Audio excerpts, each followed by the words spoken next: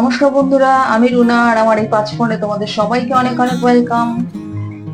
এখানে দেখছো দুটো পেঁপে। তোমাদের মতো আমিও পেঁপের তরকারি খেয়ে খেয়ে বোর হয়ে গেছি, তাই একটু অন্যরকম কিছু করবো ভাবছি, যেটা তোমাদের সাথে শেয়ার করব। এখানে রান্না শুরু করার আগে আমাকে এই পেঁপে দুটো আমি কেটে কুড়িয়ে নেব। আর এখানে দেখো ডাল ভিজিয়ে রেখেছিলাম 1 ঘন্টা আগে, সেটা আমি বেটে নেব। এখানে দেখো আমার ডাল বাটা হয়ে গেছে। আমি এখানে 100 গ্রামের মতো ডাল নিয়েছিলাম, আর দুটো পেঁপে আমি কুড়িয়ে নিয়েছি। দেখো, এবার আমি এর মধ্যে কিছু মশলা মিক্স করব। এখানে ফার্স্টে দিয়ে দেবো 8 চামচ আদা আর লঙ্কা বাটা, জিরে গুঁড়ো,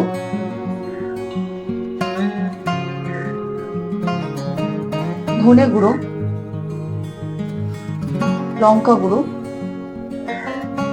অল্প হলুদ। এবার দিয়ে দেবো ডাল বাটাটা।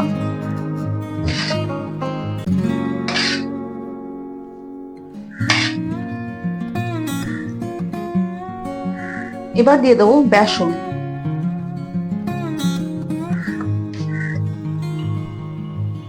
এখানে আমি 2 চামচ বেসন দিয়েছি। এর মধ্যে কিছুটা চিনি ছড়িয়ে দেবো,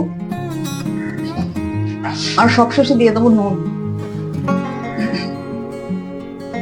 এবার এটাকে মশলাগুলো দিয়ে ভালো করে মিক্সড করব। এখানে আমার বাইন্ডিং এর জন্য আর একটু বেসন লাগবে, তাই আমি আরো 2 চামচ বেসন নিলাম। সব দেখো আমি এভাবে শেপ দিয়ে বানিয়ে নিয়েছি। রান্না শুরু করার আগে আমি একটা ভাজা মশলা বানিয়ে নেবো। এর মধ্যে দিয়ে দেবো 2টো এলাচ আর অল্প জিরে। এটা আমি হালকা ভাজার পর বেটে নেবো। না, আমি দেখো প্যানে তেল নিয়ে নিয়েছি, তেলটা গরম হয়ে গেছে। এবার আমি এক এক করে এগুলো তেলে দেব।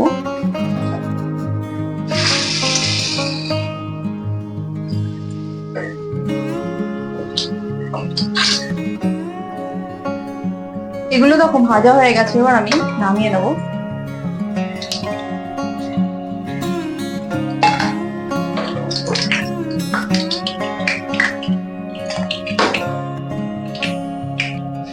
বাকিগুলো আমি এভাবেই ভেজে নেব। হয়ে গেছে, এবার আমি এগুলোকেও উঠিয়ে নেব।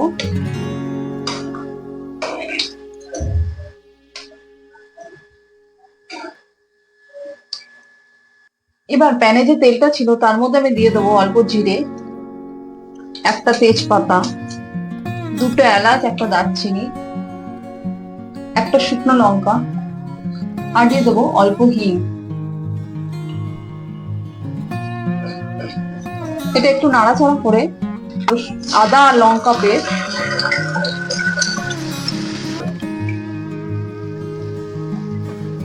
এটা আমি খানিকক্ষণ নাড়াচাড়া করবো যতক্ষণ না আদার একটা কাঁচা গন্ধটা চলে যায়। আদার যে কাঁচা গন্ধটা সেটা চলে গেছে। এবার আমি এর মধ্যে দিয়ে দেবো, এখানে আমি 2টো ছোট টমেটো পেস্ট করে রেখেছিলাম, সেটা দিয়ে দেবো। আবার আমি খানিকক্ষণ নাড়াচাড়া করবো এগুলিকে, কারণ টমেটোর কাঁচা গন্ধটা যতক্ষণ না যায়।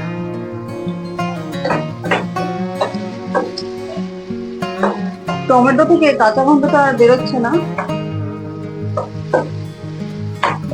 এবার আমি এর মধ্যে দিয়ে দেবো 1 চামচ জিরে গুঁড়ো, লঙ্কার গুঁড়ো, হলুদ গুঁড়ো,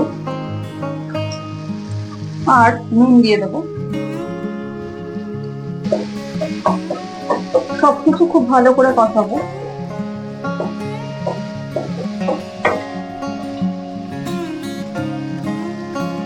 এই অবস্থায় আমি অল্প গরম মশলার গুঁড়ো দিয়ে দিলাম, আর দিয়ে দেবো অল্প চিনি।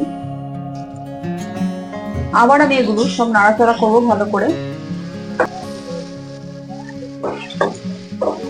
মশলাটা দেখো খুব ভালো করে কষে গেছে। এবার আমি এর মধ্যে দিয়ে দেবো,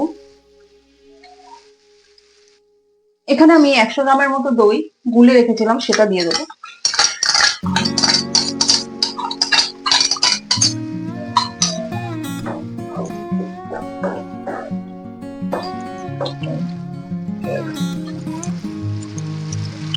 এখানে দেখো দইয়ের বাটিতে আমি অল্প জল নিয়ে নিয়েছি, এটা গুলে আমি এর মধ্যে দিয়ে দিলাম।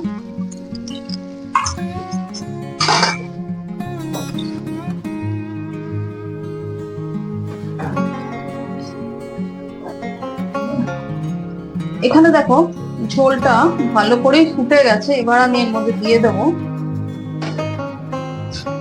এগুলো, এক এক করে আমি এর মধ্যে দেবো।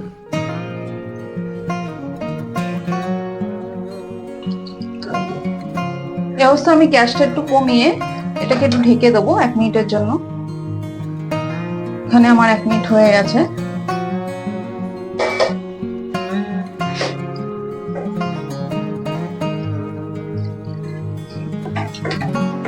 একদম শেষে আমি দিয়ে দেবো 1 চামচ ঘি।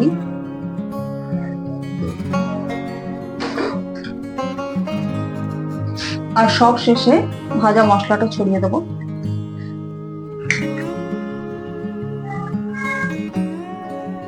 গ্যাসটা বন্ধ করে এবার আমি এটাকে ঢেকে রাখলাম।